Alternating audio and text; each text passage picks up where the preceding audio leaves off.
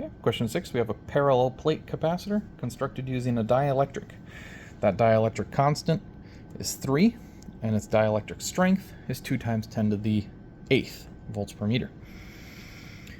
Desired capacitance would be 0.25 microfarad. The capacitor must withstand a maximum potential difference of 4 kilovolt. It is your job to find out what the minimal area of the capacitor plates can be. Okay, so you're designing a capacitor to use for a specific application. So let's take a look at capacitor. We happen to know this is a parallel plate capacitor.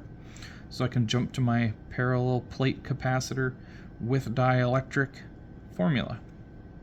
Okay, if you don't know where this one came from, check back in your class notes. It came from the normal C is equal to Q over V. And then we plug in what we know for Q, what we know for V to be in a parallel plate capacitor, and we end up with this for parallel plate. Okay. Now I know I want this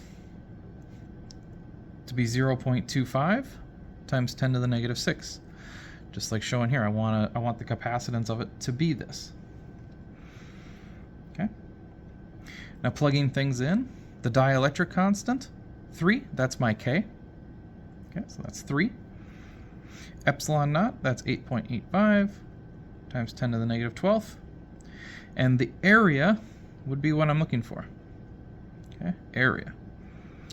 That has to be separated by some distance d. Now, it didn't tell me a distance d, but it did give me a voltage. Okay, so I'm going to have to figure out what d is going to be. Given it gave me a voltage, and it gave me a dielectric strength in volt per meter. Volt per meter means this is the electric field, the dielectric strength of the material. This is the electric field to be created inside.